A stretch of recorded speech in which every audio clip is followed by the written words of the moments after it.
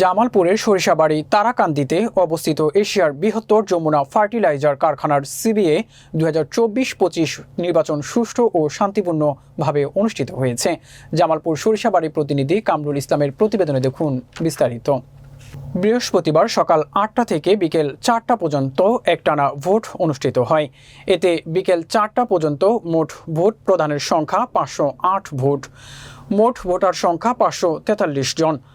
Vote গণনা শেষে Rabiul Shahjan panel এককভাবে 23 পদের মধ্যে 9টি পদে জয়লাভ করে। নির্বাচন কর্মকর্তা কোহিনুর হোসেন ফলাফল ঘোষণা করেন। উল্লেখ্য, ইতিপূর্বে বিনা প্রতিদ্বন্দ্বিতায় 14টি পদের প্রার্থী নির্বাচিত হন। নির্বাচন উপলক্ষে আইন শৃঙ্খলা বাহিনীর সদস্যদের ও নিরাপত্তা কর্মী এবং প্রিন্ট ও ইলেকট্রনিক মিডিয়ার প্রতিনিধিগণের ব্যাপক তৎপরতা ছিল লক্ষণীয়। ভোট চলাকালে যমুনা ফার্টিলাইজার কারখানার জিম প্রশাসন মোহাম্মদ দেলাওয়ার হোসেন এবং অফিসার অ্যাসোসিয়েশনের সভাপতি GMENI দেওয়ান আব্দুল মান্নান নির্বাচন পর্যবেক্ষণ করেন।